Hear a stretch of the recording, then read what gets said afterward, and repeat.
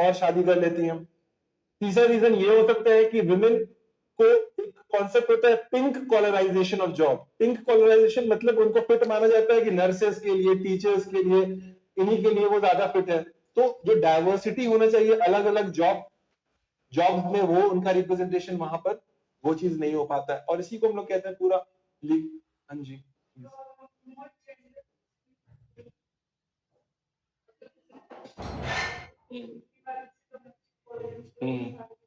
हम लोग बताएं, we are going to discuss on that, very good point, but we are going to discuss on that.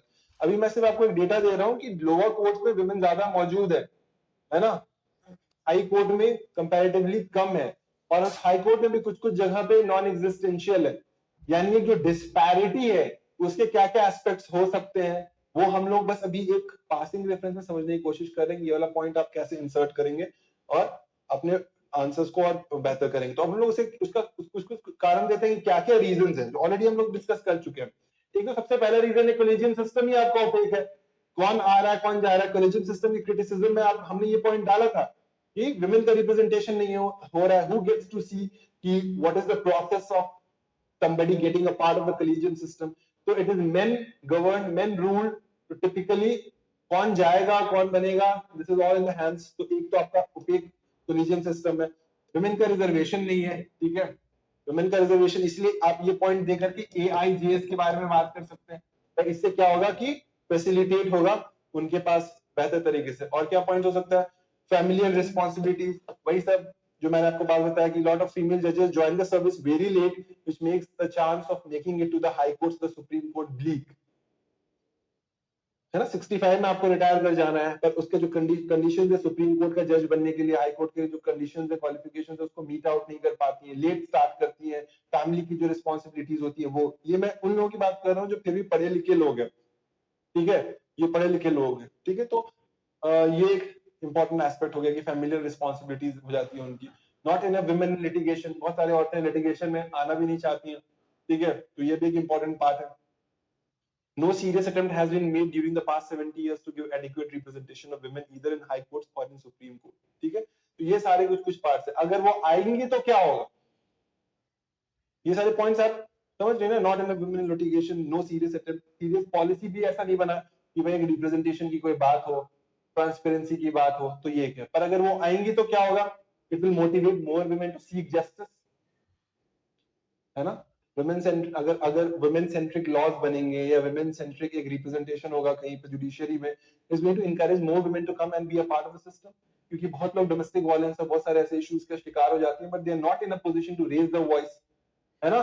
तो एक ये एस्पेक्ट हो जाएगा, एक तरीके से डिफरेंट पॉइंट ऑफ व्यूज होगा, ठीक है। जो भी मार्जिनलाइज सेक्शंस है उनके प्रति, अगर देखिए जो भी लोग बैठे हुए हैं सिस्टम में, पॉलिसी मेकर, वो तभी उस प्रॉब्लम को समझ सकते हैं when they have been a part of the problem.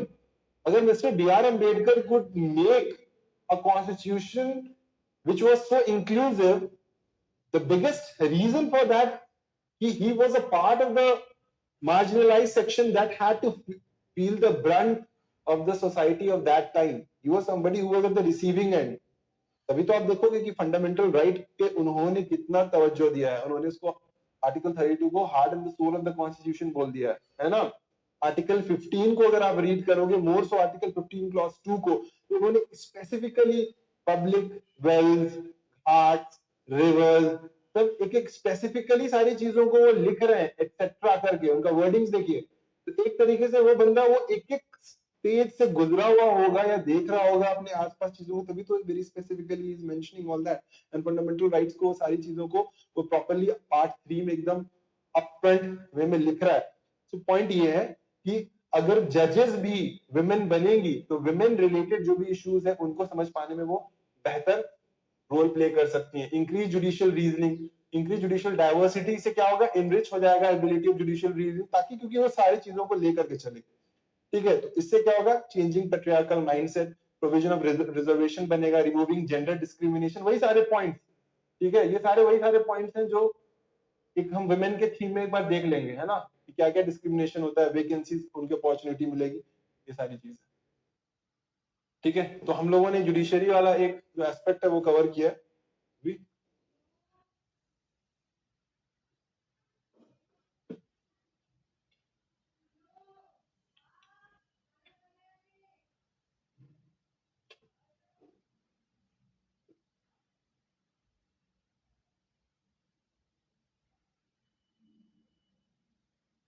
हम लोग आएंगे एनजीटी और ट्रिब्यूनल्स पे आएंगे, पर उससे पहले मैं प्रिजन रिफॉर्म्स करवा देना चाह रहा हूँ ताकि आपको थोड़ा सा एक आइडिया हो जाए कि प्रिजन के बारे में ऑलरेडी हम लोग बात कर चुके हैं। अभी एक नया मॉडल प्रिजन एक्ट 2023 आया है, ठीक है, तो ये इस मेंस के पॉइंट ऑफ व्यू से इंपॉर्टेंट हो जाता है, ठीक है, प्रिजन रिफॉर्म्स जानना जरूरी है, ठीक है, और ऑलरेडी हम लोग इसके बारे में बात कर चुके हैं। जब आप प्रिजन के बारे में बात करेंगे तो क्या क्या पॉइंट आएंगे आप समझिए। एक बंदा प्रिजन में है, कस्टोडियल, देखिए एक प्रोसेस में आपको बता देता हूँ। पहले जो प्रोसेस होता है वो ऐसा होता है कि पहले पुलिस के पास मैटर जाता है, वो मैटर इन्वेस्टिगेट होता है, इन्वेस्टिगेशन होता है, पहले एफआईआर लॉन्च होता है, मैटर पे इन्वेस्टिगेशन होता है, ठीक है, इसको 24 घंटे के अंदर एक मजिस्ट्रेट के पास पहुंचाना पड़ता है, ठीक है, और मजिस्ट्रेट उसको बोलता है कि भाई तुमको पुलिस कस्टडी में रखा जाएगा या तुमको जुडिशियल कस्टडी भेजा जाएगा। पुलिस कस्टडी 15 दिन के लिए होता है, 15 दिन के बाद उसको जुडिशियल कस्टडी में भेजना पड़ेगा। क्या चीज? पुलिस कस्टडी मतलब लॉकअप, जुडिशियल कस्टडी मतलब आप प्रॉपर जेल, है ना। पुलिस और जुडिशियल कस्टडी का बेसिक फंडा है, मतलब उसको इन्वेस्टिगेट करने के लिए टाइम चाहिए, तो पुलिस कस्टडी, तो चार्जशीट होता है, उसके बाद चार्जशीट करने का टाइम लिमिट होता है, वो चार्जशीट करने का टाइम या तो 60 डेज होता है या 90 डेज होता है, डिपेंडिंग ऑन द फैक्ट कि कितना मैटर ग्रेवियस सिचुएशन कितना है, कितना ज्यादा मैटर, उसी के बेसिस पर फिर फाइनली चार्जशीट होता है, तो फिर ट्रायल चलता है उसका, है ना। तो जुडिशियल कस्टडी और पुलिस कस्टडी दो एस्पेक्ट्स हैं, इसमें पुलिस का इन्वॉल्वमेंट होता है एक बार जुडिशियल और मजिस्ट्रेट के पास 24 आवर्स में उसको ले जाना होता है। अब इन सारी चीजों में आप समझो कि लॉकअप हो या जेल हो, वो अगर बंदा बंद है तो उसको बहुत सारे एस्पेक्ट्स है, क्योंकि इंडिया में सबसे हाईएस्ट, हम लोगों ने जुडिशरी में देखा कि क्या क्या प्रॉब्लम है, पुलिस के अपने प्रॉब्लम्स हैं, जुडिशरी के अपने प्रॉब्लम्स हैं, और दोनों को प्रॉब्लम को अगर जोड़ दिया जाए तो डिले वाला फंडा, पेंडेंसी ऑफ केसेस, ट्रायल बहुत लंबा चलता है, trials of accused even at times more than what the maximum punishment is, ये सब चलता है, तो ह्यूमन राइट वायलेशन हो रहा है। ओपेक एनवायरनमेंट होता है वहां पर, ना वहां पे सीसीटीवी होता है ना कैमराज होता है, रेगुलर विजिट जो ऑफिसर्स करनी चाहिए बाहर वाले वो नहीं कर पाते हैं, तो क्या क्या क्या बात हो सकती है उसकी वजह से, वहां पे ह्यूमन राइट वायलेशन हो सकता है, कई बार वहां पे लोग मारे जाते हैं, गैंग वॉर अंदर हो सकता है, किसी को मारने के लिए जेल भेजा जा सकता है ना, पुलिस कस्टडी में ही बीच में हो सकता है कि कोई मार दे, बहुत सारी ऐसी चीजें हो सकती है इंस्टेंसेस। इसके अलावा और क्या हो सकता है, वो बंदा जो जेल में गया है, he might not be aware about his rights, ठीक है, there are few section 436A जो ये अधिकार देता है कि अगर आपने half of the maximum term serve कर लिया है then you are liable to get a bail on personal bond, ठीक है, ये होता है, पर बहुत लोगों को पता नहीं है, क्यों? क्योंकि जजेस जो ट्रायल का पीरियड बहुत ज्यादा बढ़ जाता है, लॉयर्स का एक्सेस इनके पास नहीं है ना, so typically it is said कि लॉयर्स और एक इंसान का रेशियो होना चाहिए 30:1, हर 30 इंसान पर एक लॉयर होना चाहिए, और अगर लॉयर्स नहीं है तो पैरा लीगल्स होने चाहिए जो अवेयर करवाते रहे इनको about the idea of the rights, उनको जो लीगल अवेयरनेस होना चाहिए। मेंटल हेल्थ, अगर किसी को जेल भेज दिया जाए, that man must have been working somewhere, उसके कुछ अपने फैमिली में अपना एक स्टैंडिंग रहा होगा, अचानक से आप उसको जेल में डाल देते हैं तो it has a severe impact on the mental health of the person. तो कई लोग सुसाइड कमिट कर लेते हैं जेल के अंदर ही, so much so that the amount of ratio of committing suicide is twice as more as what the person would have done outside। Prison अपना स्टैटिस्टिक्स रिलीज करता रहता है हर 2 साल में, है ना, 2-3 साल में रिलीज करते रहता है, तो इन सब में चीजें निकल के आती है। और अभी कुछ सालों से डेटा ये नहीं पता है कि जो लोग जेल के अंदर जा रहे हैं उनका कास्ट, उनका रिलीजन क्या है, so that to have a clearer picture कि भाई कि एक कहीं डिस्क्रिमिनेशन तो नहीं हो रहा है। ह्यूमन राइट वायलेशन एक चीज है, and discrimination on the basis of a person's religious beliefs या ऑन अ पर्सन्स बैकग्राउंड तो नहीं हो रहा है। कहीं शेड्यूल कास्ट या मार्जिनल सेक्शंस वाले लोग हैं उनको तो नहीं जेल में डाला जा रहा है सिर्फ on the behest of their beliefs और व्हाटएवर। तो ये सब के लिए डेटा इंपॉर्टेंट रोल प्ले करता है। फिर और क्या हो सकता है, और ये हो सकता है कि वो बंदे के पास मेंटल हेल्थ वाला एस्पेक्ट है तो उसके पास साइकियाट्रिस्ट डॉक्टर्स अवेलेबल है कि नहीं। तो एक डेटा कहता है कि भाई for every 22,000 prisoners there is one medical professional, which is very low, which is very low, which is very low। तो ये सारी चीजें हैं। फिर ओपन प्रिजन का कॉन्सेप्ट एग्जिस्ट नहीं करता है, they stay in very dingy conditions, है ना। समझ में आ रहा है, सबको समझ में आ रहा है। एक बंदा जेल में अगर है तो उसके क्या क्या इश्यूज है मैं उसके बारे में डिस्कस कर रहा हूं अभी, है ना। तो अब ऐसे में विजिटर्स नहीं है, फैमिली विजिट्स रेगुलर नहीं है, अंदर में क्राइम होने का खतरा बेहद ज्यादा है, वो कंप्लीट अगर वो वहां जेल में कर रहा है उसके बाद वो आ रहा है तो उसके रिहेबिलिटेशन का क्या है, उसके वो जो अगर जेल में रह करके वो कुछ काम कर रहा है तो उसके कुछ पैसा कमाने के वेन्यूज बन सकते हैं कि नहीं बन सकते हैं। What about the women and children who are languishing in the jail, उनके बारे में क्या है, इन सारे एस्पेक्ट को आपको इमेजिन करना चाहिए इमीडिएटली, है ना। जैसे आपको चीजें दिमाग में आ रही हो, आर्टिकल 39A नालसा को कैसे इन सारी स्कीम ऑफ थिंग्स में हम लोग ला सकते हैं, पुलिस का क्या रोल होना चाहिए और पुलिस की सेंसिटिविटी के पॉइंट ऑफ व्यू से क्या एस्पेक्ट्स होने चाहिए, ठीक है। ये सारे एस्पेक्ट्स को लेकर के ही हम प्रिजन के बारे में पढ़ते हैं और प्रिजन को समझते हैं कि क्यों प्रिजन, और प्रिजन में एक ओवर क्राउडिंग का भी है कि भाई है 100 लोगों के लिए रह रहे हैं वहां पे 150 लोग 200 लोग, हाइजीन कंडीशंस सैनिटेशन वगैरह मौजूद नहीं है, खाना अच्छा नहीं मिल रहा है, ह्यूमन राइट वायलेशंस हो रहे हैं। तो ये सब चीज प्रिजन रिफॉर्म्स के पॉइंट ऑफ व्यू से समझना बेहद जरूरी है। इसलिए प्रिजन रिफॉर्म्स में अभी जो है वो एक चीज लाया गया जिसको लोग मॉडल प्रिजन एक्ट कह रहे हैं। इससे पहले जो था वो आपका प्रिजनर्स एक्ट 1894 था, 1894 और 1900 में एक प्रिजन एक्ट है वो आया था, तो काफी पुराना भी हो गया था, कॉलोनियल एरा का भी था। इन सारी चीजों की वजह से एक नया एक्ट लाने की कोशिश की गई है। और कुछ कुछ जो इंपॉर्टेंट जजमेंट्स है वो देखिए, सबसे इंपॉर्टेंट एक जजमेंट है आपका Arnesh Kumar versus state of Bihar, Arnesh Kumar versus state of Bihar. इसमें सुप्रीम कोर्ट ये बोलता है भाई ऐसे ऐसे पनिशमेंट जिनकी सजा 7 साल से कम है उनमें you should not be carrying out arrest, और एक कॉन्सेप्ट ऑफ हाउस अरेस्ट को भी डेवलप करो। हाउस अरेस्ट का भी यूपीएससी यहाँ पे डाल सकता है कि do you think that house arrest, ये सब पॉइंट आप डाल सकते हैं, हाउस अरेस्ट का क्या कॉन्सेप्ट हो सकता है, डू यू थिंक कि ये over crowding of the prison को एड्रेस करने के लिए house arrest can be a way of going about things. एक छोटा सा कंपोनेंट है इस पूरे बड़े पिक्चर का। देखिए जहां पर ओवर क्राउडिंग हो रहा है उसको सॉल्व करने का क्या ऑप्शन है आपके पास, या तो आप कैपेसिटी बिल्डिंग करो, ज्यादा बड़ा बड़ा बनाओ आप जेल्स, उनको उनमें फैसिलिटीज इंप्रूव करो, या फिर अगर इतनी हीनस क्राइम नहीं है तो आप हाउस अरेस्ट का भी ऑप्शन दे सकते हैं, या आप उसको जो भी टाइम फ्रेम, लॉ कमीशन तो यहां तक बोल रहा है कि भाई अगर उस बंदे ने 1/3 ऑफ हिज मैक्सिमम पनिशमेंट को सर्व कर लिया तो उसको तुम बेल पे छोड़ दो, पर्सनल बॉन्ड छोड़ दो, है ना। तो ये चीज है कि अंडर ट्रायल्स का प्रॉब्लम सबसे बड़ा है इंडिया।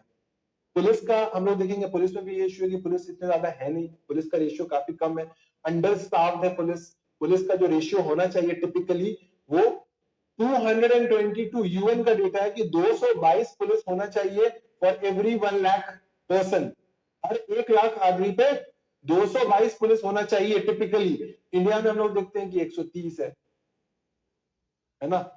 वैसे इंडिया में 180 है पर उसमें भी बहुत सारी वैकेंसीज है, फिल नहीं है पूरा, so it is 124 in places like UP and Bihar it is less than 100। तो पुलिस की हालत भी बहुत खस्ता है। अब पुलिस है नहीं तो भाई उसको जेल से ले जा करके आपको कोर्ट में ले जाना, उसकी पेशी करवानी है, तो कौन लाएगा उसके लिए, वो भी एक बड़ा चैलेंज है। Getting the point. तो safety and security of the person who is languishing in the prison is also at stake. आप हर डॉट्स को कनेक्ट करेंगे कि भाई इमेजिन करो कि एक बंदा जेल में है, उसको किस किस प्रोसेस से होकर के गुजरना पड़ रहा है, प्लस जो डेटा है, डेटा इंटीग्रेटेड नहीं है जुडिशरी के पास, प्रिजन के पास और पुलिस स्टेशन के पास, अगर वो नहीं है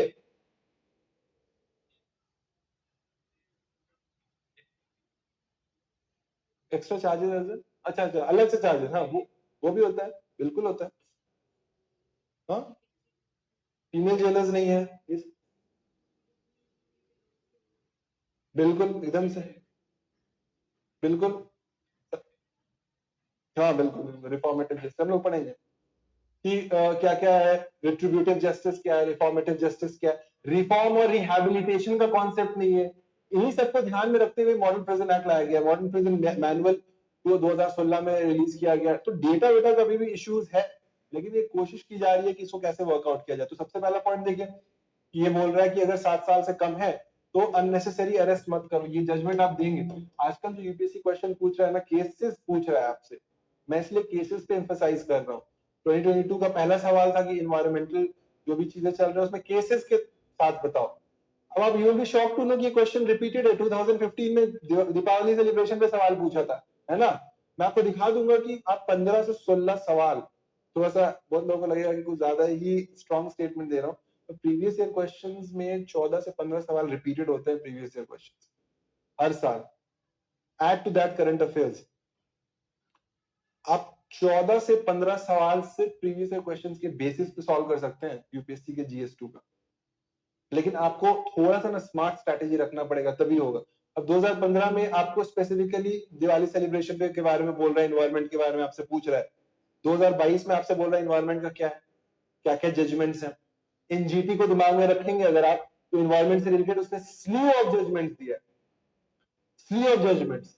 और कुछ कुछ जो भी चीज पढ़ रहे हैं इन्वायरमेंट के बारे में पढ़ रहे हैं, 5 गूगल करके 5 जजमेंट्स निकाल लीजिए। एमसी मेहता, तो अगर किसी ने कुछ भी नहीं पढ़ा होगा तो उसको एमसी मेहता का नाम तो कभी ना कभी सुनाई दिया ही होगा। एमसी मेहता, वो बंदा उठ करके पहुंच जाता था पीआईएल डालने के लिए, भाई एनवायरमेंट में ये हो रहा है, रिवर में खराब हो रहा है, बस सोशल एक्टिविस्ट जो भी कहना है उस बंदे को, तो उसपे तो 4 केसेस उसी पर है। तो कुछ नहीं समझ में आया ना, तो आप पुराने क्वेश्चंस को ना एनालाइज कीजिए और उस पे एक डायमेंशन ऐड कीजिए, उसको केस लॉ के पॉइंट ऑफ व्यू से देखिए। आप ये सोचिए कि भाई इसने दिवाली पूछ लिया, अच्छा ठीक है, यानी एयर क्वालिटी पे पूछा है, वाटर में भी पूछ सकता है क्या? एयर पे पूछा है, वाटर में भी पूछ सकता है, तो एयर वाटर मिला करके एक इन्वायरमेंट बना देते हैं। इन्वायरमेंट पे क्या क्या सवाल पूछा जा सकता है, ठीक है।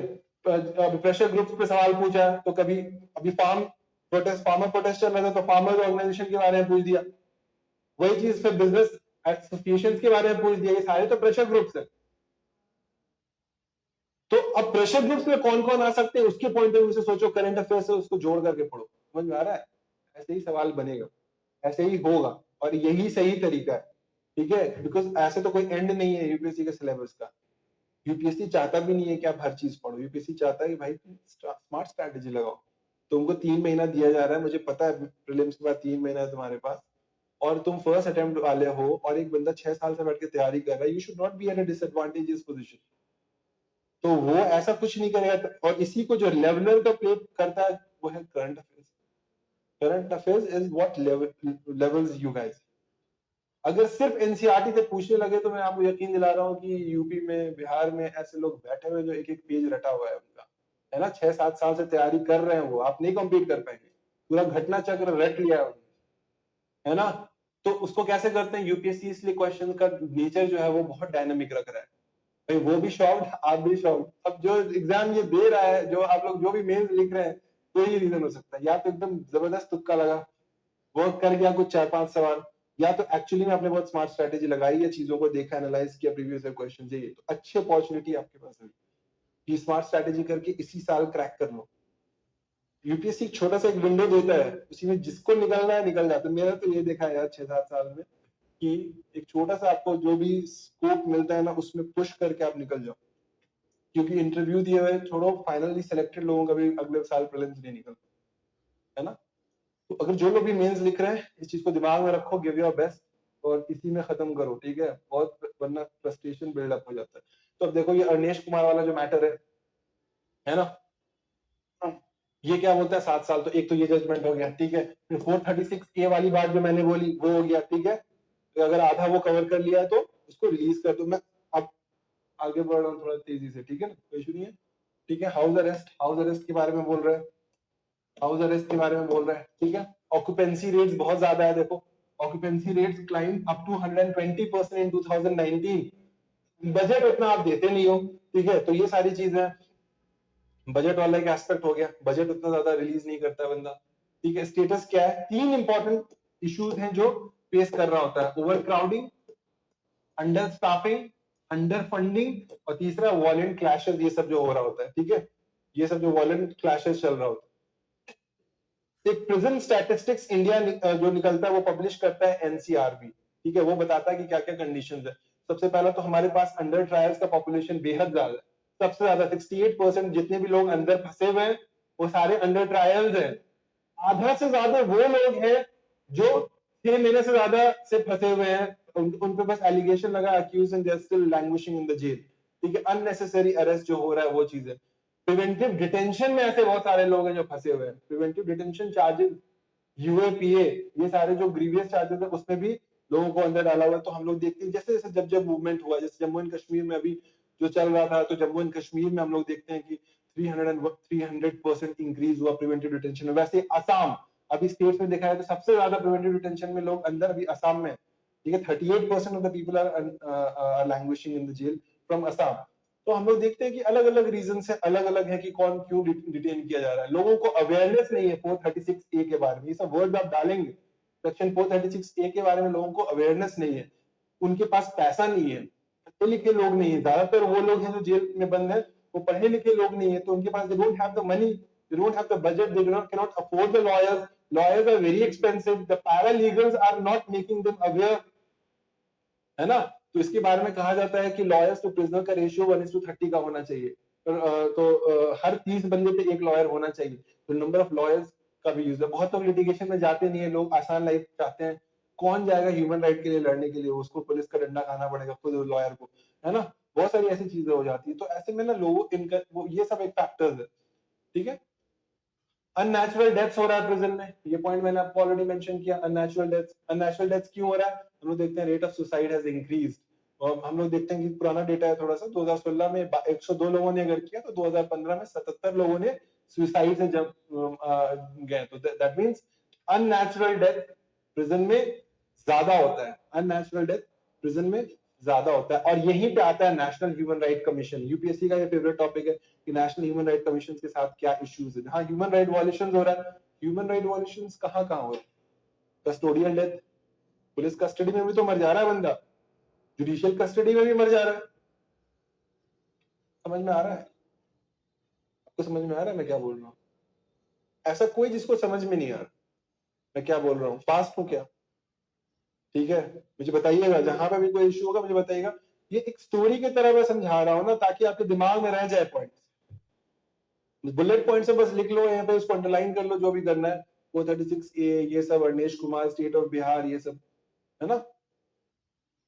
यहाँ पे नेशनल ह्यूमन राइट कमीशन को मैं पिक्चर में ला रहा हूँ, क्यों? क्योंकि ह्यूमन राइट वायलेशन हो रहे हैं।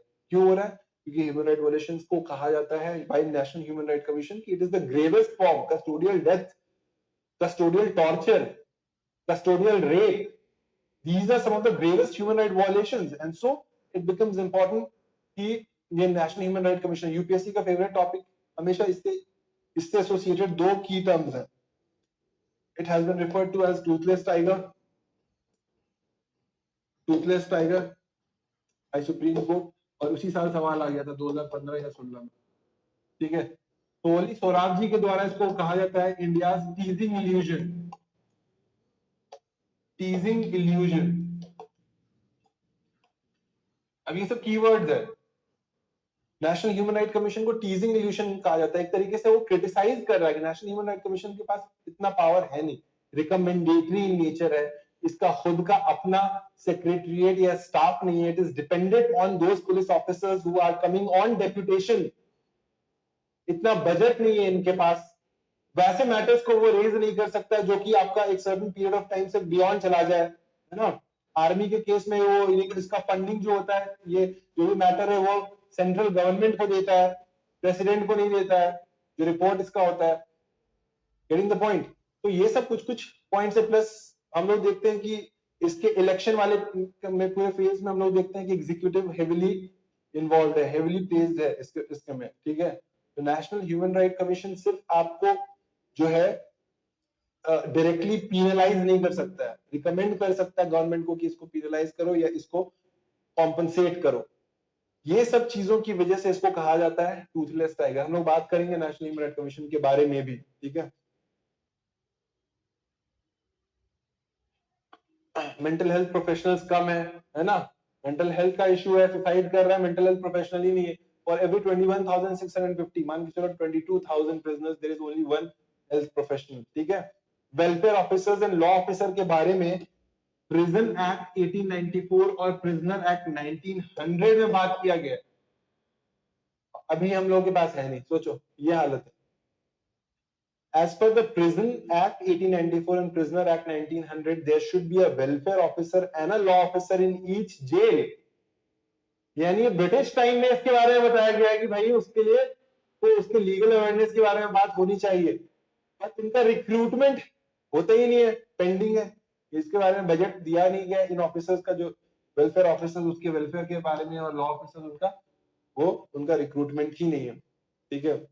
तो एक तरीके से वो शो करता है कितना लो पॉलिटिकल कमिटमेंट है और बजटरी कमिटमेंट है जो कि प्रिजनर्स को लेकर के।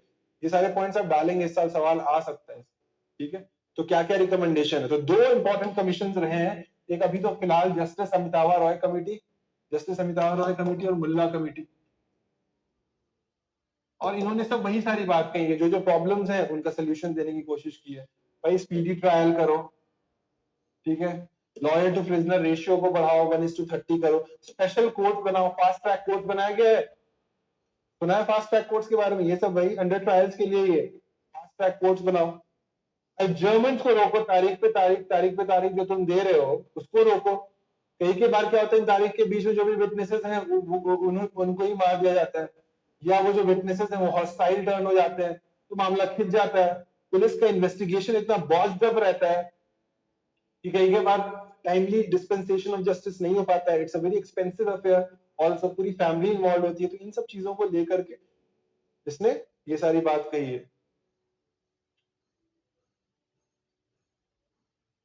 ठीक है। और प्रिजनर्स के लिए क्या क्या बोला गया है कि इनको ट्रांजिशन, मतलब अगर जो जेल जा रहा है उसको फ्री फ्लोन दो फैमिली से बात करने के लिए, ठीक है, लीगल एड दो, टेक्नोलॉजी का यूज करो, ठीक है।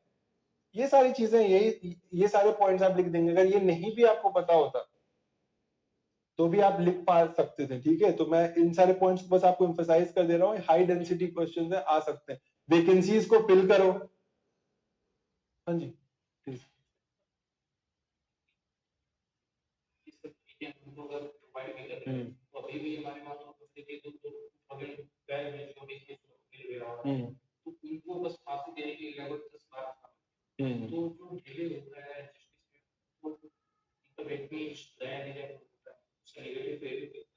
नहीं, देखिए आप, अब मैं आपकी बात समझ गया। देखिए सिंपल सा है कि जो भी चीज है, अगर मान लीजिए यूपीएससी साल में एक बार होता है, ठीक है, प्रीलिम्स होता है, मेंस होता है, इंटरव्यू होता है।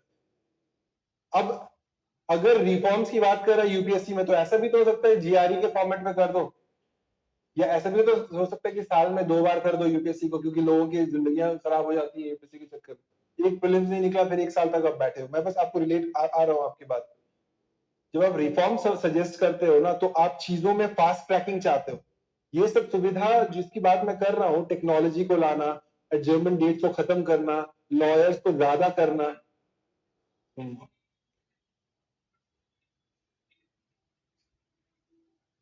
इन सब फैसिलिटीज के बाद नेगेटिव इम्पैक्ट होगा कैसे?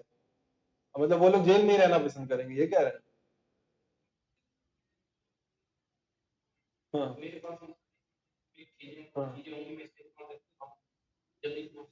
हाँ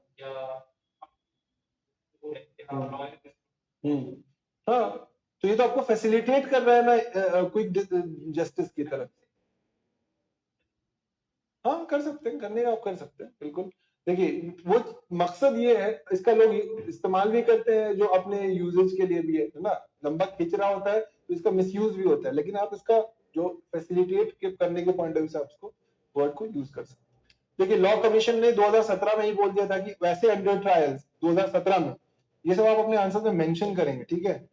लॉ कमीशन ऑफ इंडिया ने ये रिकमेंड किया था कि जो भी अंडर ट्रायल्स हैं जिन्होंने 1/3 ऑफ देयर मैक्सिमम सेंटेंस, 436 ए क्या कहता है, half of maximum sentence. Law commission क्या बोल रहा है, ऐसे लोग जो कि 1/3 भी कर लिए हैं, उसको 7 साल से कम की सजा है, उनको निकालो भाई, यानी जेल में रखना ही नहीं है, जेल को खाली करो। यानी एक तरीके से वो प्रो अक्यूज है, प्रो अक्यूज फंक्शन करना चाह रहा है, मतलब एक तरीके से चाह रहा है कि जो ओवर क्राउडिंग है उसको खत्म करो। अच्छा, अब जो ये भी जितना भी डेटा है ना आईसीटी को यूज करके, जिसके बारे में हम लोगों ने पढ़ा, वो सारा data ministry of health home affairs के पास अगर है, तो देखा जाता है कि ये प्रिजन जो है वो स्टेट सब्जेक्ट है, entry 4 of the state subject, और इसका जो भी एडमिनिस्ट्रेशन और मैनेजमेंट है ना वो रिस्पेक्टिव स्टेट्स का है। तो ऐसे सिचुएशन में अगर डेटा, जब भी टेक्नोलॉजी आ रहा होता है, तो उसका मैक्सिमम रिपोजिटरी सेंट्रल गवर्नमेंट के पास रहता है, होम मिनिस्ट्री के पास रहता है।